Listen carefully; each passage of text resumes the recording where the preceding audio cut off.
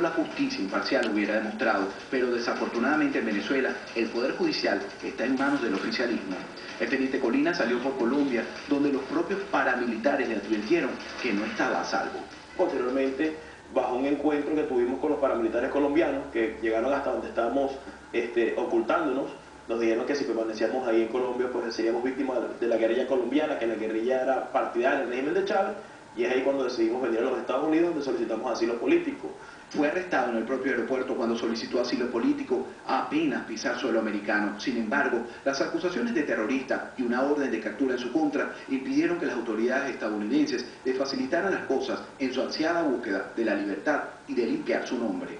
Siempre había leído en los libros de que la gente salía al exilio a buscar resguardo, a estar libre, la libertad y el resguardo que no tienen en su país lo buscan en un tercer país, fuera de tu frontera, y yo estaba en un país de libertades, detenido, bajo unas condiciones bastante difíciles, y decía, bueno, sin libertad en el exilio.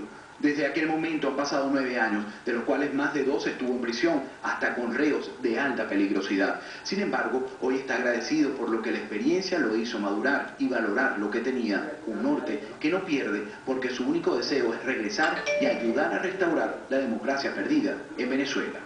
Lo peor de las dictaduras, confiesa el teniente José Antonio Colina, es la separación de la familia, a la que quizás más nunca podrá volver a ver.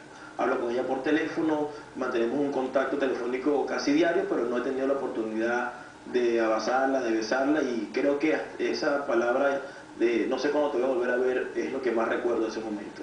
Colina nos confiesa que a veces se le doblan las rodillas, pero se mantiene en pie de guerra, siempre pensando en la libertad democrática de su país. Las únicas cosas que me han hecho llorar en los últimos años es cuando escucho el himno nacional de Venezuela, cuando recuerdo mis tiempos cuando estaba en Venezuela como comandante de unidad, que era un militar exitoso, y esos recuerdos me traen profunda tristeza. La periodista de investigación Patricia Poleo es otra de esas historias que corroboran lo duro que es salir obligada en la propia tierra. Fue acusada por el gobierno de Chávez de ser la autora intelectual del asesinato del fiscal Danilo Anderson, funcionario chavista que sufrió un atentado en su coche donde murió carbonizado. Poleo se confiesa inocente de estos señalamientos y aunque intenta en el exilio de ella y su hija Germania sea Rosado, no le ha resultado nada fácil. El primero que es muy triste fue el momento que yo salí de Venezuela en barco, y el momento en que el capitán del barco me dijo, eres libre, estás en aguas internacionales ya.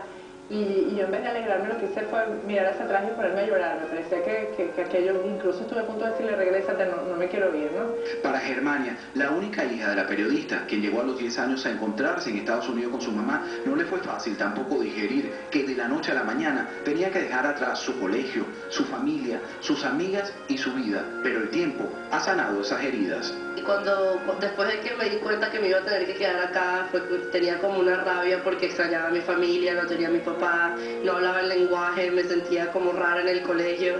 Y bueno, cuando crecí uno se da cuenta que, sabes, mi mamá hizo algo muy grande para el país y que eso no importa que esto haya pasado.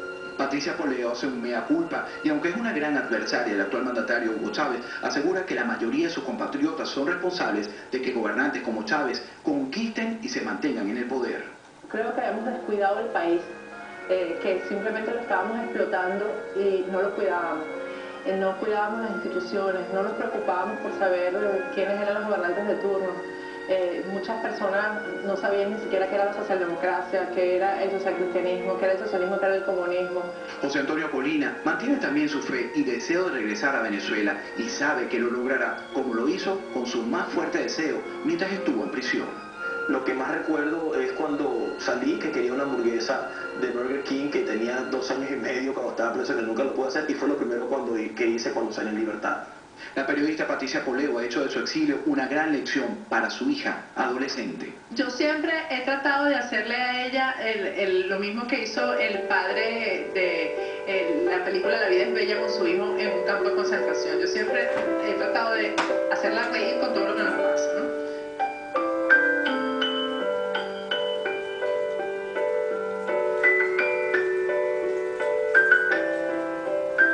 Bueno, una de tantas historias que de solo escucharlas ya duele.